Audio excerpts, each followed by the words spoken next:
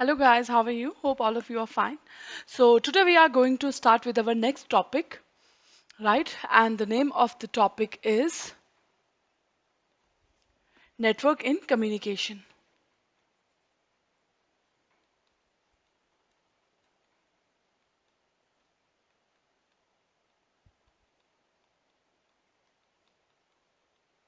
Right जहाँ पे दो या दो लोगों से ज्यादा आपस में मिल बांट के बात कर रहे हैं, राइट? कोई भी तरीका हो सकता है बात करने का, राइट? कोई भी चैनल हो सकता है। तो बेसिकली नेटवर्क एक इंसान से नेटवर्क नहीं बनता है। नेटवर्क तब बनता है जब कई सारे लोग क्या है वो इन्वॉल्व हो, राइट? तो अभी हम नेटवर्क ही पढ़ने जा रहे हैं, right? What do you mean by network in communication? ठीक है। तो अब अगर हम नेटवर्क इन कम्युनिकेशन की बात करें तो कम्युनिकेशन में अलग अलग प्रकार के नेटवर्क हो सकते हैं,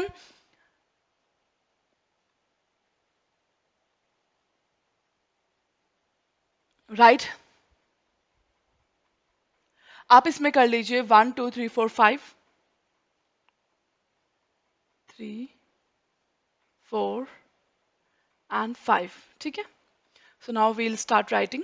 पहला नेटवर्क है कम्युनिकेशन में वर्टिकल नेटवर्क,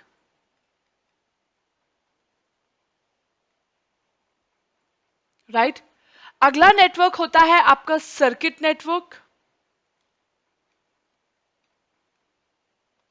ठीक है। तीसरा आपका नेटवर्क होता है chain network.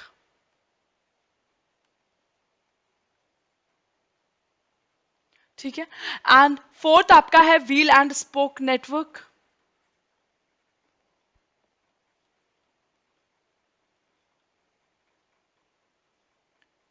Okay. And last one that we have is star network. Okay. तो सबसे पहले we are moving on to discuss this vertical network. Vertical network आप पहले भी पढ़ चुके हैं, राइट? वर्टिकल नेटवर्क मतलब वर्टिकल आपको पता है ना कैसी शेप होती है, ऊपर से नीचे, राइट? ये स्ट्रेट लाइन है ना, ये वर्टिकल, इसको हम वर्टिकल लाइन भी बोल सकते हैं, स्ट्रेट लाइन लाइक दिस। ठीक है। तो अगर हम वर्टिकल नेटवर्क की बात कर रहे हैं तो कैसा कम्युनिकेशन आ सकता है? Straight line, up to down या फिर डाउन टू अप। ठीक है। तो यहाँ पे वर्टिकल है,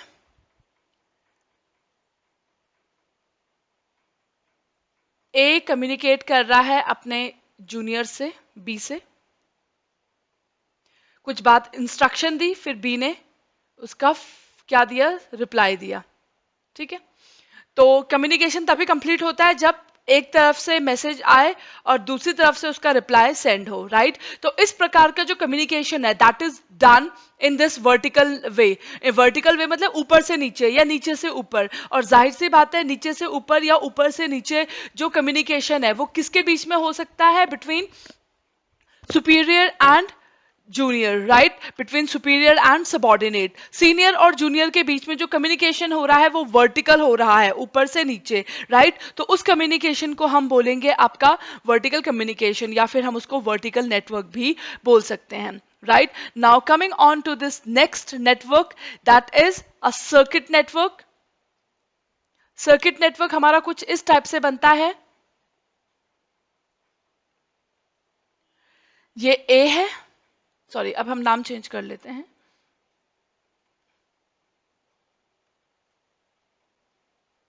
तो बेसिकली यहाँ पे किस किस के बीच में हो रहा है?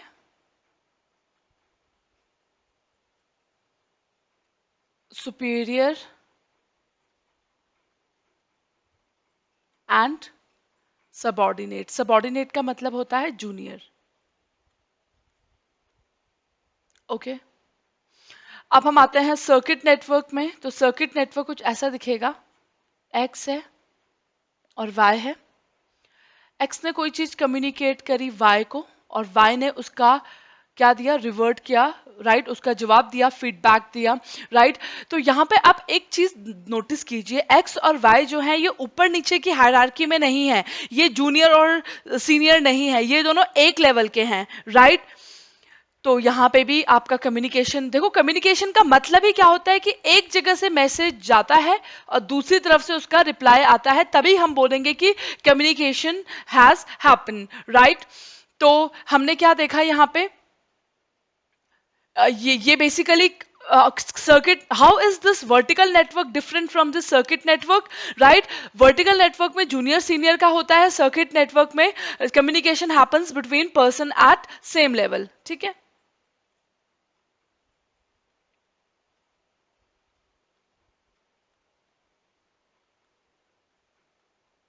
ठीक है, now we are going to discuss this chain network.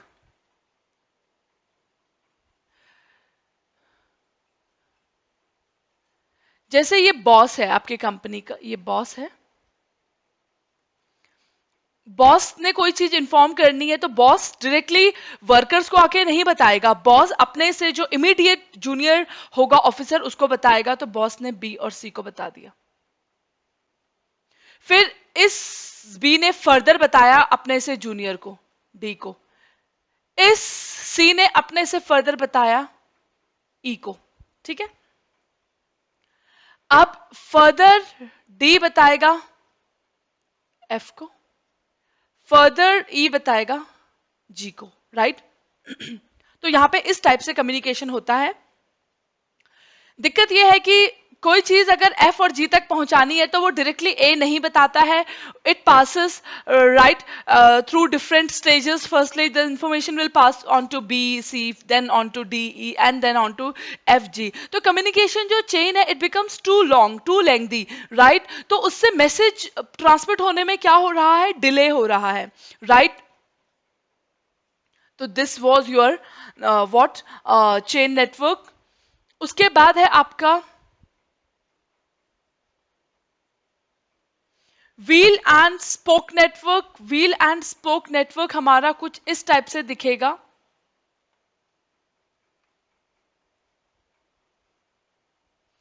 ये ए है बीच में,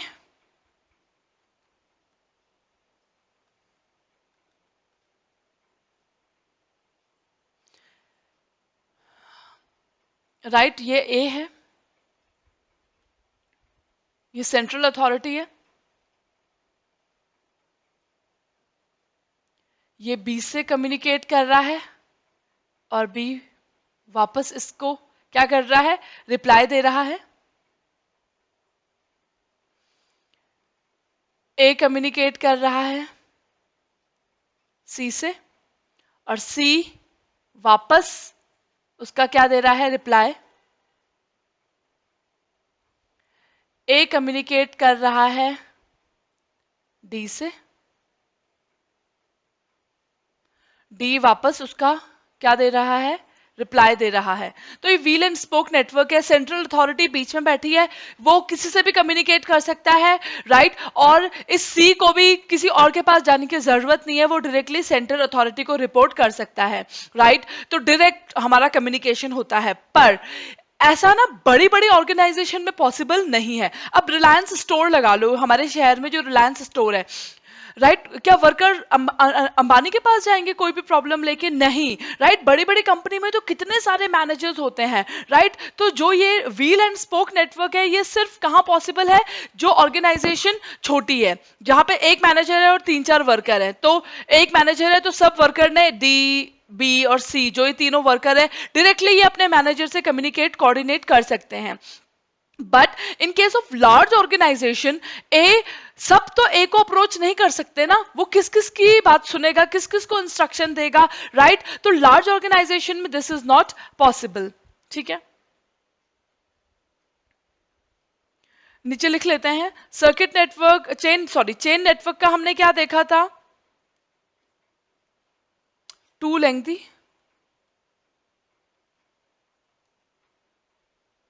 राइट, चेन। तो कम्युनिकेशन क्या हो जाता है, कम्युनिकेशन डिले। जो चीज टाइम पे पहुंचनी चाहिए जी को वो नहीं पहुंच पा रही है, क्योंकि बॉस डायरेक्टली उसको कम्युनिकेट नहीं कर रहा है। There is a particular prescribed set of chain, ठीक है, अब हम बात करते हैं व्हील एंड स्पोक नेटवर्क। अच्छा है, वैसे तो ये डायरेक्टली सब लोग बॉस के पास ही रिपोर्ट कर रहे हैं, बट नॉट पॉसिबल। तो ये सूटेबल कहाँ के लिए है? स्मॉल ऑर्गेनाइजेशन के लिए ये सूटेबल है, right? Not suitable for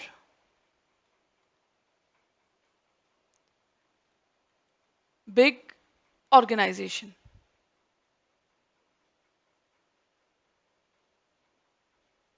Now, our last network is star network.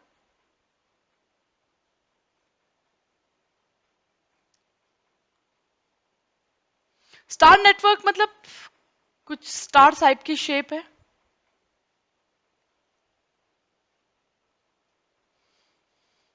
ठीक है। ए कम्युनिकेट कर रहा है बी से, बी भी कम्युनिकेट कर रहा है ए से, ठीक है। ए कम्युनिकेट कर रहा है सी से, सी कम्युनिकेट कर रहा है बी से, सी डी से भी कम्युनिकेट कर सकता है, डी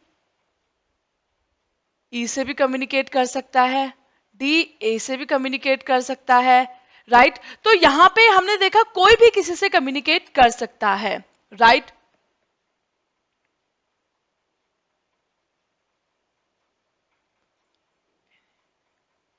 राइट, तो any person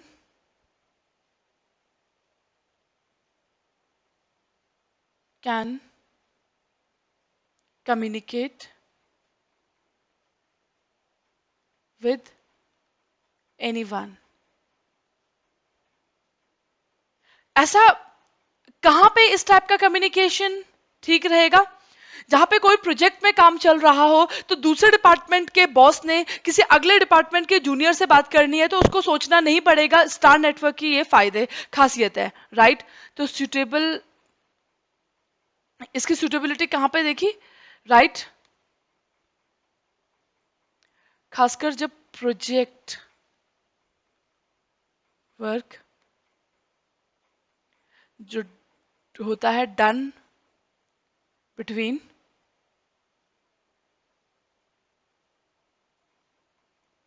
many teams in an organization, ठीक है। तो हमने देखा आपका ये नेटवर्क इन कम्युनिकेशन। इसके बाद हम अपना देख लेते हैं एक बार बुक से, इस टॉपिक को हम अपना बुक से देख लेते हैं।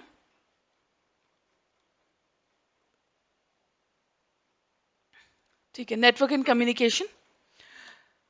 तो कम्युनिकेशन नेटवर्क का मतलब क्या होता है?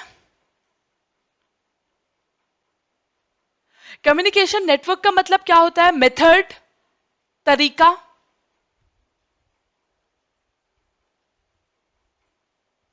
तरीका जो कि ऑर्गेनाइजेशन के मेंबर यूज करते हैं to pass information to other employees. अब वो तरीका कोई भी हो सकता है, वर्टिकल तरीका हो सकता है, स्टार तरीका हो सकता है, सर्किट वाला तरीका हो सकता है, राइट? अब कौन सा तरीका हम अपना अप्लाई करें depends on many factors like size of the organization. जैसे कि मैंने आपको बताया, अगर ऑर्गेनाइजेशन बहुत बड़ी है तो वहां पे वो व्हील एंड स्पोक वाला नेटवर्क काम नहीं करेगा, ठीक है। तो बहुत सारे पैटर्न हो सकते हैं। पहला है वर्टिकल नेटवर्क, आप फॉलो कर सकते हो। तो इट इज इंपॉर्टेंट चीज क्या है, अगर आपके पास एग्जाम में ये क्वेश्चन आता है तो आप कैसे आंसर करेंगे? पहले आपका डायग्राम बना देंगे और लिख देंगे कि उसकी कहाँ ये सूटेबल है, राइट? और कहाँ ये नॉट सूटेबल है। तो 2-3 लाइनें डायग्राम बनाते हैं और 2-3 लाइनें लिख दे तो वो आपका इनफ होगा, ठीक है। तो वर्टिकल नेटवर्क की हम बात कर रहे हैं। ये यूजुअली ये लाइन आप लिखेंगे एग्जाम में, between high ranking employee and a subordinate, ठीक है। तो टू वे कम्युनिकेशन है सुपरवाइजर भी जूनियर को कर रहा है और जूनियर भी अपना रिप्लाई दे रहा है, तो इमीडिएट फीडबैक क्या हो जाता है, मिल जाता है। ठीक है, तो this was our vertical network. Next is circuit network. यहां पे जो दो पीपल इंटरैक्ट करते हैं वो क्या होते हैं, they are placed at the same hierarchy, वो एक ही लेवल के हैं। अगर मैनेजर है एक तो दूसरा भी मैनेजर ही होगा, they both are at par या फिर और एट सेम लेवल। ठीक है, जैसे ये ए और बी कर रहे हैं, ए ने कोई मैसेज भेजा बी को, बी ने फिर उसका फीडबैक दिया। ठीक है, तो यहाँ पे ए और जो बी है ये क्या है, are at same level, right. Chain network अगर एग्जाम में आता है तो चेन नेटवर्क का आप क्या बनाएंगे, डायग्राम बनाएंगे एग्जाम में, राइट। और उसके बारे में थोड़ा सा लिखेंगे कि ये कैसी चेन है, follows the chain of command from senior to junior is called chain network. Starts at the top from CEO and फिर धीरे धीरे नीचे नीचे पास ऑन होती जाती हैं, राइट।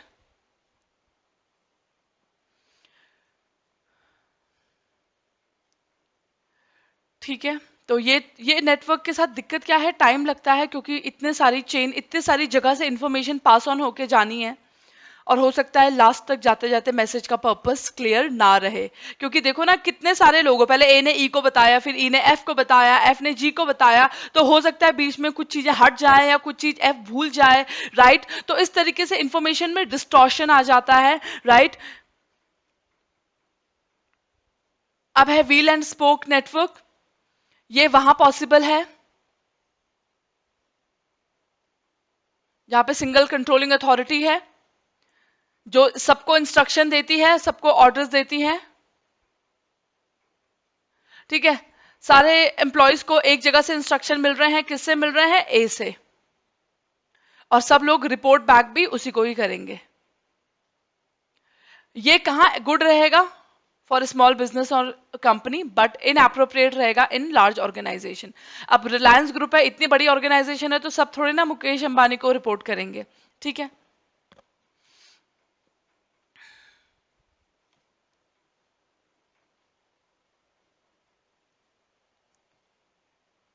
और अगर छोटी ऑर्गेनाइजेशन में भी अगर हम ये फॉलो कर रहे हैं, राइट, जहां पे एक बॉस है और 5-6 वर्कर है, वहां पे ये पॉसिबल है। बट अगर वहां पे भी बॉस ही कॉम्पिटेंट नहीं है तो एंटायर बिजनेस क्या होगा, विल सफर। क्योंकि देखो ना, एक ही मैनेजर है यहाँ पे, वही चलाएगा। जिस कंपनी में बहुत सारे मैनेजर्स है वहां पे तो अगर इसने कोई गलत डिसीजन लिया तो ये रेक्टिफाई कर सकता है, इसने कुछ गलत करा तो ये रेक्टिफाई कर सकता है। बट जहां पे सिंगल मैनेजर है वहां पे कौन रेक्टिफाई करेगा, no one is there to rectify him, right. तो अगर सेंट्रल अथॉरिटी ही इज इनकॉम्पिटेंट तो the entire business has to suffer. Next is star network. Star network एक मल्टीपल चेन ऑफ कम्युनिकेशन है, right, open between all members, कोई भी किसी से कम्युनिकेट कर सकता है रैंडमली, राइट। ये वहां जरूरी है, आप लिखेंगे एग्जाम में, it is essential where team work is involve.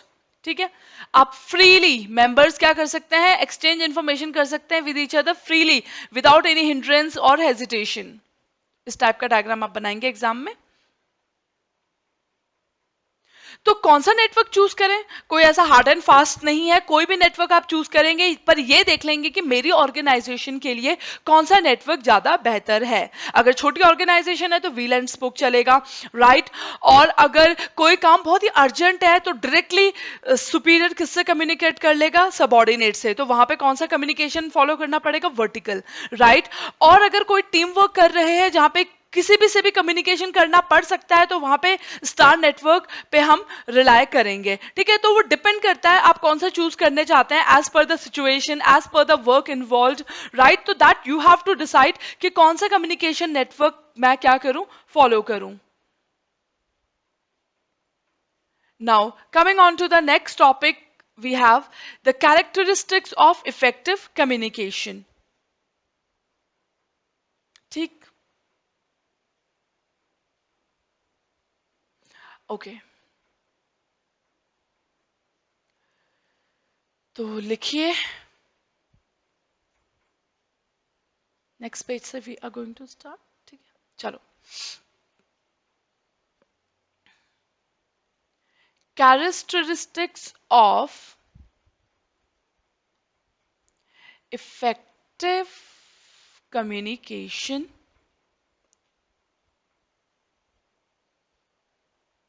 तो हमारे पास यहाँ पे 7 C's हैं।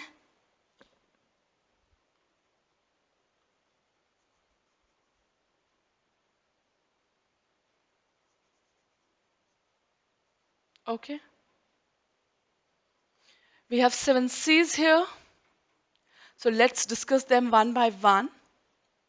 Firstly, we have 7 C's, मतलब अगर इफेक्टिव कम्युनिकेशन, मतलब इफेक्टिव कम्युनिकेशन इफेक्टिव तब माना जाता है अगर मैं सामने वाले पर्सन को वही चीज समझा पाने में सक्सेसफुल रही जो चीज मेरे दिमाग में चल रही थी, राइट। अगर मेरे दिमाग में कुछ और चल रहा है और जब मैंने सामने वाले को चीज बताई तो उसने उसका मतलब कुछ और ही निकाल लिया, तो हम इसको इफेक्टिव कम्युनिकेशन नहीं बोलेंगे, राइट। इफेक्टिव कम्युनिकेशन तभी हम बोलेंगे हुआ है जब मैं सामने वाले को उसी सेंस में वो चीज समझा पाई हूं जिस सेंस में वो मेरे दिमाग में चल रहा है, राइट। तो इफेक्टिव कम्युनिकेशन के लिए कुछ टिप्स हमें फॉलो करनी है, राइट। वो टिप क्या है? पहला, clear. Communication should be clear. छोटे छोटे पॉइंट्स हम विल कीप राइटिंग, ठीक है। तो क्या क्या है?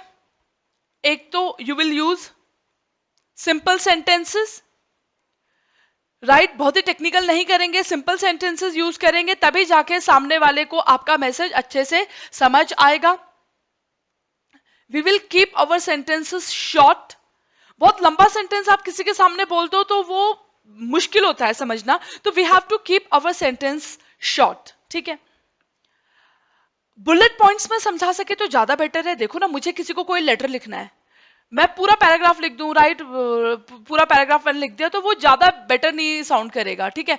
बेटर ऑफ है मैं बुलेट पॉइंट में, पहला पॉइंट ये है, अगला पॉइंट ये है, तीसरा पॉइंट ये है, तो उससे क्या होगा, समझना इजी होगा, रादर देन कि मैं पूरा एक पैराग्राफ बना दूं। पैराग्राफ रीड करना, nobody likes to read the paragraph, right. अगर बुलेट पॉइंट है तो वो ज्यादा इजी होता है टू अंडरस्टैंड, राइट। तो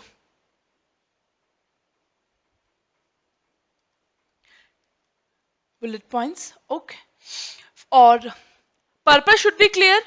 आप जो चीज कम्युनिकेट करना चाह रहे हैं उसका पर्पस क्लियर होना चाहिए। अगर आपको खुद ही नहीं पता कि मैं क्या कम्युनिकेट करने वाली हूं तो सामने वाले को कैसे पता चलेगा, राइट। तो purpose of the message, the intent of the message should be clear, ठीक है। आपकी भाषा क्लियर होनी चाहिए, राइट, ओरली, राइट। अगर मेरे वर्ड्स ही क्लियर नहीं है, मैं साफ साफ नहीं बोल रही हूं, आधे वर्ड्स मुंह के अंदर आधे वर्ड्स बाहर, राइट। कई बार कोई लोग इतना स्लो बोलते हैं कि मुझे बोलना पड़ता है कि एक बार फिर रिपीट करो, राइट। तो वहां पे जहां पे ओरल स्पीच क्लियर नहीं है वहां पे अगेन मैं सामने वाले की बात समझ नहीं पाऊंगी, राइट, ठीक है। उसके बाद है अगला सी इज कंसाइज,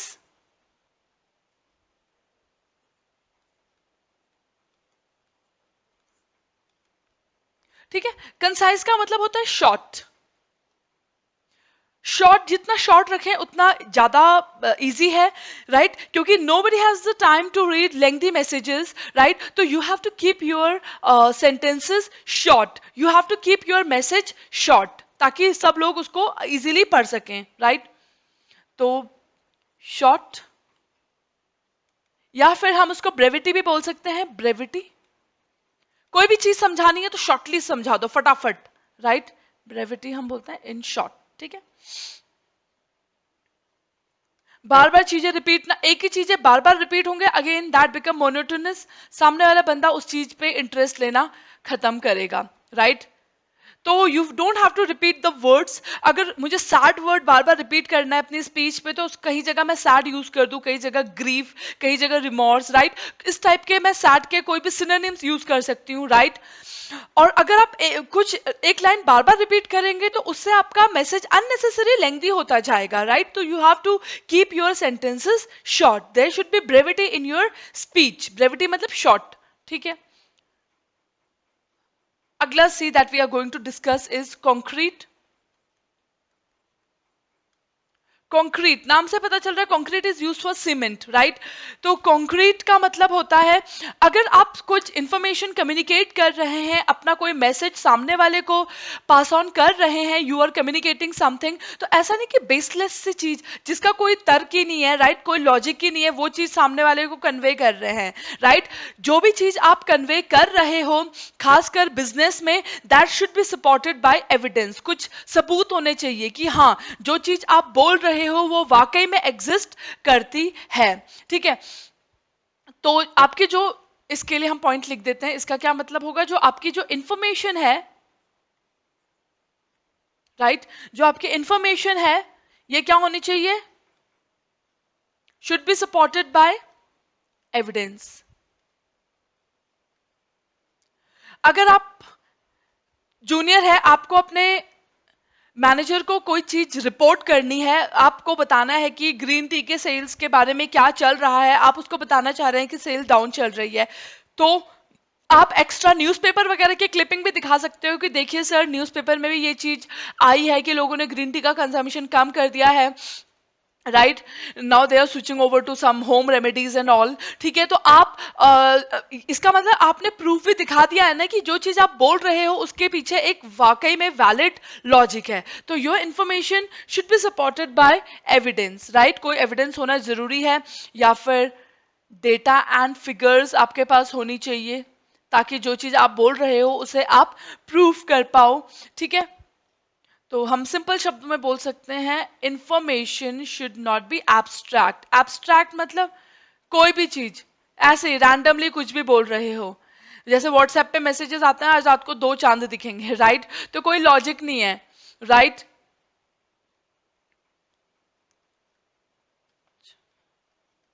उन वो मैसेजेस होते हैं विदाउट लॉजिक, ठीक है। तो हमने क्या देखा, information should not be abstract, जो भी इंफॉर्मेशन है it should be supported by concrete evidence, right.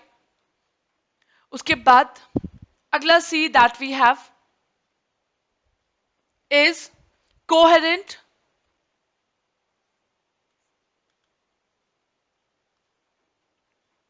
Now what do you mean by coherent? Coherent matlab related, okay, related. There should be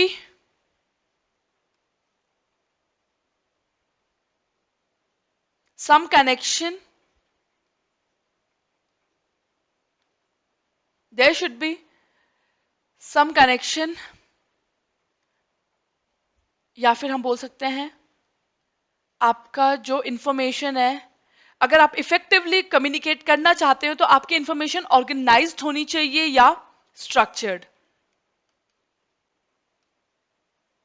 जैसे मैंने तुम्हें बोला कि काऊ के ऊपर ऐसे लिखो, राइट, निबंध लिखो। तो बचपन में लिखते थे ना, पहले गाय हमारी माता है, ठीक है,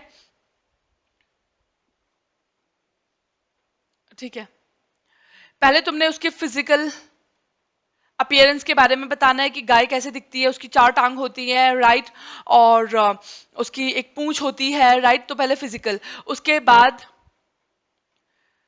तुमने उसके बताया कि अच्छा गाय हमें यूटिलिटी देती है, दूध देती है।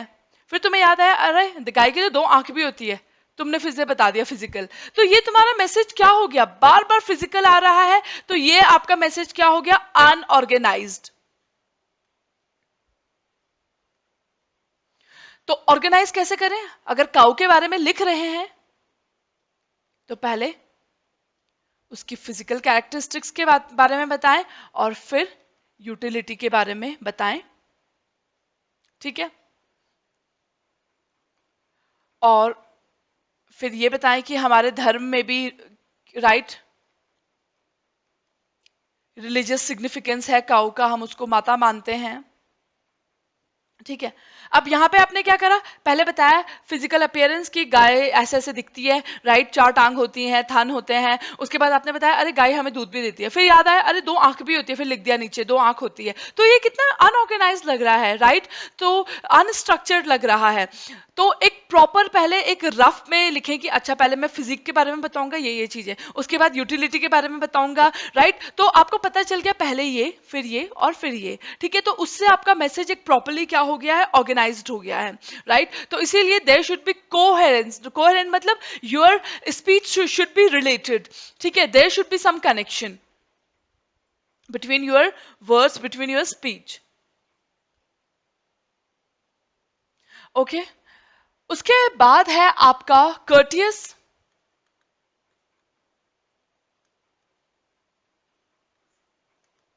कर्टियस का मतलब होता है पोलाइटनेस, राइट। अगर मैं किसी से बात कर रही हूं तो मुझे ना पोलाइटली उससे बात करनी चाहिए विद रिस्पेक्ट, तभी जाके वो बंदा मेरी बात सुनेगा, समझेगा, राइट।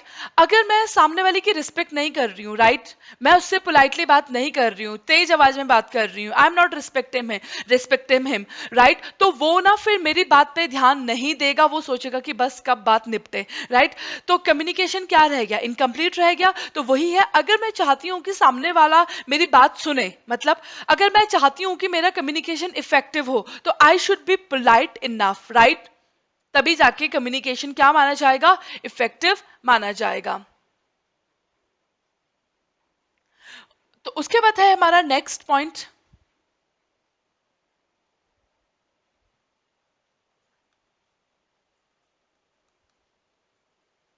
Listening for understanding.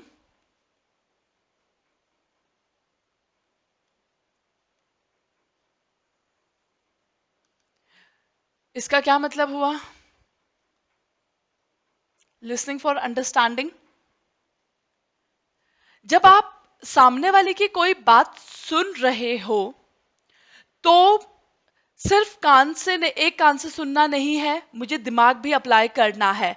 इसको बोलते हैं लिसनिंग फॉर अंडरस्टैंडिंग। अगर मैं सिर्फ सुन रही हूं पर मेरे दिमाग में कुछ और ख्याल चल रहे हैं, इसका मतलब मैं उसकी बात सुन तो रही हूं but I am not understanding it, right. तो इसलिए क्या जरूरी है, सुनूं भी और दिमाग से सोचूं भी, उसकी बात पे पूरा ध्यान दूं, तभी जाके कम्युनिकेशन क्या हो पाएगा, इनकम्प्लीट। जैसे आप क्लास में बैठे हैं, आप सामने टीचर की बात सुन तो रहे हैं बट आपके दिमाग में कुछ और चल रहा है, तो जो टीचर ने समझाया वो आप समझ नहीं पाओगे, राइट। इसीलिए सिर्फ सुनना ही काफी नहीं है, आपको उसके ऊपर अमल करना है, right, you have to understand it, तभी जाके कम्युनिकेशन जो प्रोसेस है वो क्या हो पाएगा, कंप्लीट हो पाएगा, राइट। तो यहाँ पे कौन कौन से पॉइंट्स कवर हो जाएंगे, you have to be attentive, right, not physically but also mentally, ठीक है। परसेप्शन बायस, कभी कभार मुझे लगता है कि सामने वाला को कुछ नहीं पता, वो जो भी बताएगा गलत ही बताएगा, तो आप ना उसकी बात को आपने पहले ही दिमाग में बिठा लिया है, एक अपना परसेप्शन हो गया है, आपका जो नजरिया हो गया है वो क्या हो गया है कि वो तो गलत ही बोलेगा, तो भले ही वो सही भी बोल रहा होगा, तब भी आप उसको क्या मानोगे, गलत ही मानोगे, राइट। तो ये चीज नहीं होनी चाहिए, आपका माइंड क्या होना चाहिए, क्लियर, राइट। सामने वाले को पहले जज नहीं करना है, उसकी बात को सुनो समझो, ठीक है। तो there should be no perception bias, ठीक है। इसका मतलब नो परसेप्शन बायस का मतलब जब भी मैं किसी की सामने वाले की बात सुन रही हूं तो उसके बारे में कोई जजमेंट पास ना करूं पहले ही, राइट। जैसे आपका कोई छोटा भाई बहन है, आपको लगता है कि उसको कुछ नहीं पता, तो भले ही वो आपको सही चीज भी बता रहा होगा बट फिर भी आपके दिमाग में तो पहले से बैठ चुका है ना, इसको कुछ नहीं आता, तो आप इसका मतलब उसकी बात सुनोगे ही नहीं, राइट। तो कम्युनिकेशन क्या रह जाएगा, विल बी इनकम्प्लीट, ठीक है। तो that's why you should listen to others with clear mind,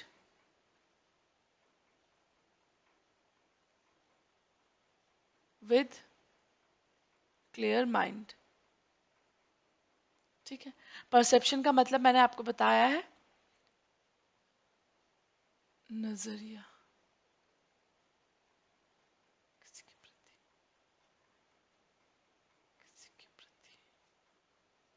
किसी के प्रति आप क्या नजरिया रखते हो, क्या परसेप्शन रखते हो, राइट?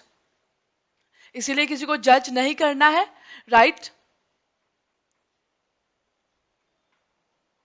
उसके बाद है आपका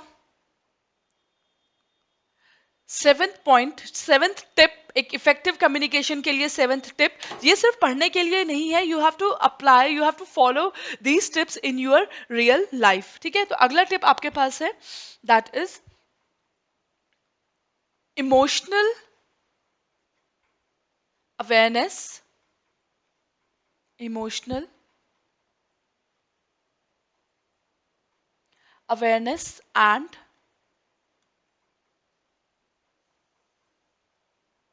कंट्रोल। ठीक है, इमोशनल अवेयरनेस एंड कंट्रोल ये एग्जाम में भी आया था, right?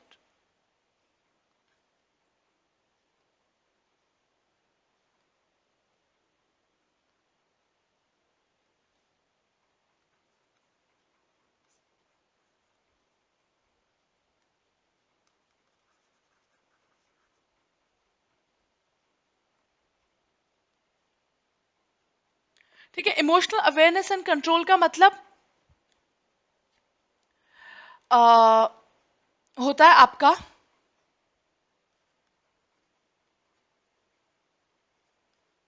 you have to understand, sorry, you have to understand the emotions of others, right? दूसरों के इमोशंस को समझो, राइट? अगर ए बी से कम्युनिकेट कर रहा है तो उसके इमोशंस को भी समझो, अपने इमोशंस को भी समझो। You have to be aware of emotions of both the person, खुद के इमोशंस के बारे में भी और अगले पर्सन के इमोशंस के बारे में भी। देखो, हो सकता है कभी कभार आप बी से कम्युनिकेट कर रहे हैं, अपने पापा से कम्युनिकेट कर रहे हैं, आपके पापा आपसे ढंग से बात नहीं कर रहे हैं, तो आप समझिए ये हो सकता है उनके कुछ ऑफिस में प्रॉब्लम चल रही हो, राइट? या वो किसी stress, he is undergoing through some stress, right? तो फिर आप सोचोगे कोई बात नहीं, ठीक है। बट अगर आप दूसरे के इमोशंस नहीं समझेंगे तो आप सोचेंगे कि ये बंदा तो बड़ा रूड है, अच्छे से बात कर ही नहीं रहा है, राइट? तो कम्युनिकेशन क्या रह जाएगा, इनकम्प्लीट रह जाएगा। ठीक है, तो जब भी आप किसी से कम्युनिकेट करें, कोई आपसे गलत तरीके से भी बात करे, तो आप सोचो कोई नहीं, he must be having a bad day, right? या he must be having some stress, right? कोई टेंशन होगी उसको, तो कोई बात नहीं, चलता है, राइट? तो खुद के इमोशंस के बारे में भी आपको अवेयर रहना चाहिए और दूसरों के इमोशंस के बारे में भी अवेयर रहना चाहिए, राइट? अगर किसी ने आपको कुछ चीज बोल दी और आप उस दिन सैड हैं, तो आप उसकी बातों को बहुत दिल से लगा लेंगे, ठीक है? तो आप ये सोचिए कि नहीं, मैंने उसने कुछ नहीं बोला था, वो तो मैं सैड था तो इसीलिए मैंने उसकी बातों को बहुत ज्यादा दिल से लगा लिया, वरना बात कोई इतनी बड़ी नहीं थी, राइट? तो वहां पे फिर एक जो रुकावट है, जो ब्लॉक है, वो क्या हो जाएगा, क्लियर हो जाएगा, राइट? तो you have to be aware of emotions of both the person, एक खुद के बारे में भी और सामने वाले के बारे में भी, जिससे आप क्या कर रहे हैं, कम्युनिकेट कर रहे हैं, right? Next point that we have is focus and attention.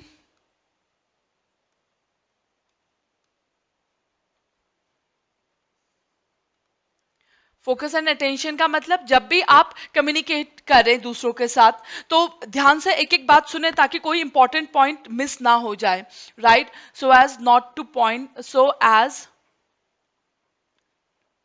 not to miss, so as not to miss important point in communication। ठीक है, ठीक है, तो ये था हमारे सारे पॉइंट्स, ओके। तो इसके बाद हम एक बार बुक से रीड मार लेते हैं जो हमने आज पॉइंट्स पढ़े हैं अपने। Characteristics of effective communication. तो कम्युनिकेशन इज अकिन, जिस तरीके से ब्रीदिंग है ना, उसी तरीके से कम्युनिकेशन भी है इंपॉर्टेंट, राइट? जब बच्चा पहली बार दुनिया में आता है तो उसकी फर्स्ट क्राई भी कुछ कम्युनिकेट, अगर वो रोए ना तो हम सोचेंगे कुछ गलत है, राइट? तो वो रोना इज अ साइन कि वो कम्युनिकेट कर रहा है, कि वो हेल्दी बेबी है, ठीक है? To the last breath of person, सब कम्युनिकेशन है। कम्युनिकेशन हमारी लाइफ का एक बहुत ही इंपॉर्टेंट पार्ट है। बट इंपॉर्टेंट चीज क्या है?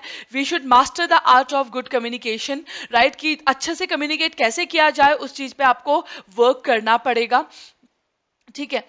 कम्युनिकेशन में कई सारी रुकावट आ जाती है, सामने वाले ने कुछ और बोला, आपने कुछ और लिया, कुछ कंफ्यूजन हो गया, कुछ मिसअंडरस्टैंडिंग्स हो गई, तो सामने वाले को आप गलत तरीके से देख रहे हैं, कुछ मिसकंसेप्शंस हो गए, या फिर आधा समझ आया मैसेज, एटसेट्रा, ठीक है? तो कई सारी चीजें ध्यान में रखनी है आपको अगर आप चाहते हो कि आपका कम्युनिकेशन इफेक्टिव रहे। पहला, your communication should be clear, मतलब एनी कम्युनिकेशन, चाहे वो बोल मुंह से बोला हुआ हो या रिटर्न हो, should state the purpose of the message clearly. Purpose should be clear. Language should be simple. Sentences should be short. Right? They must not be long. Better off a point कैसे explain हो in bulleted points. Right? अगला है concise, मतलब brevity, short, जिसको हम बोलते हैं, right? क्योंकि लोगों के पास इतने लंबे लंबे मैसेजेस पढ़ने का टाइम नहीं है, राइट? तो बेटर ऑफ है। और एक और चीज मैंने बताया, बार बार वर्ड्स का रिपीटेशन ना करें, जो वर्ड्स अवॉइड हो सकते हैं, इररेलेवेंट वर्ड्स, उनको आप ना यूज करें। Ensure that there are no repetitions.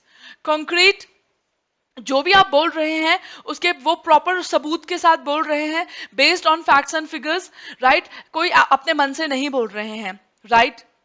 तो मेक श्योर कि जो भी आप बोल रहे हैं you have valid proof, right? उसके बाद है कोहेरेंट। मैंने बताया कोहेरेंट मतलब एक ऑर्गेनाइज्ड होना चाहिए, मैसेज स्ट्रक्चर्ड होना चाहिए। पहले मैं फिजिकल अपीयरेंस के बारे में बताऊंगी, काउ का तो पहले फिजिकल ही होगा, राइट? उसके बाद मैं यूटिलिटी बताऊंगी तो यूटिलिटी ही होगा, वहां पे कोई फिजिकल वाला पॉइंट मत डाल देना, ठीक है? तो मैसेज की टू कोहेरेंस मतलब sequentially organised and logically presented which is easily understood.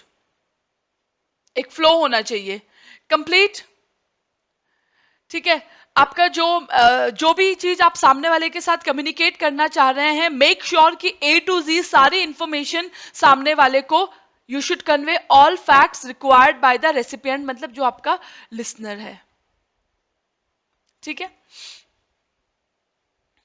Complete message देंगे तो आपकी कंपनी की रेपुटेशन भी बढ़ेगी। जैसे आप आधी अधूरी इंफॉर्मेशन देते हैं तो सामने वाला क्या बोलता है, वो तो पूरी बातें बताते ही नहीं, छुपाते हैं, इसका मतलब कुछ तो गलत है, ठीक है? उसके बाद है कोटियस। कोटियस मतलब कर्टसी से पेश आए सामने वाले के साथ। Whenever you are communicating you should be polite enough, okay?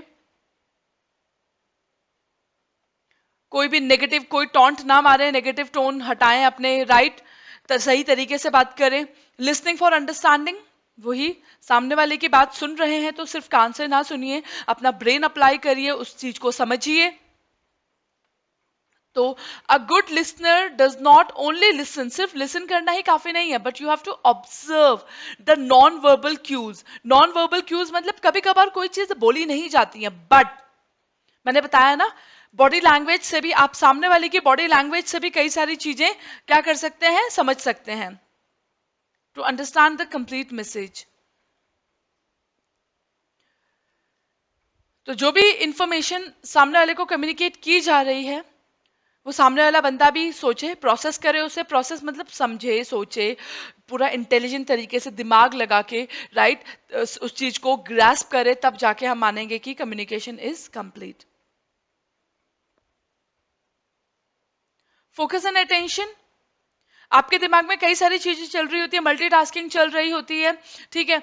तो अगर मल्टीटास्किंग चल रही है तो आप एक पर्टिकुलर चीज पे ध्यान नहीं दे पाएंगे, right? And as a result आप सामने वाले की बातों को सही तरीके से समझ नहीं पाएंगे, क्योंकि आपके दिमाग में कुछ और चल रहा है। जैसे कि क्लास में होता है, डे ड्रीमिंग करते हैं, सपने देखते रहते हैं कहीं और जगह के, तो जब सपना टूटता है तो आपको ये भी नहीं पता रहता है कि मैम क्या समझा रही है, राइट? हो सकता है आप इंपॉर्टेंट पॉइंट को क्या कर दें, मिस कर दें। इमोशनल अवेयरनेस एंड कंट्रोल क्या था? इमोशंस, ठीक है, एक बहुत ही इंपॉर्टेंट रोल प्ले करती हैं in our interaction with other people. जब आप बहुत खुश होते हैं तो उस दिन आपको, आप हो सकता है कि भी गलत किसी के साथ कॉन्ट्रैक्ट में एंटर कर जाए, राइट? तो आपको अपने इमोशंस को कंट्रोल रखना है, एक बैलेंस बना के चलना है, राइट? बहुत ज्यादा सैड हो तो कई बार लोग सुसाइड कर लेते हैं, right? They tend to make take wrong decisions, right? तो इसीलिए हमें अपने इमोशंस को कंट्रोल में रखना है।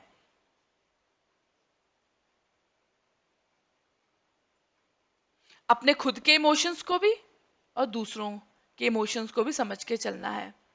Managing your own and others emotions. ठीक है, barriers, we will discuss these barriers in our next class.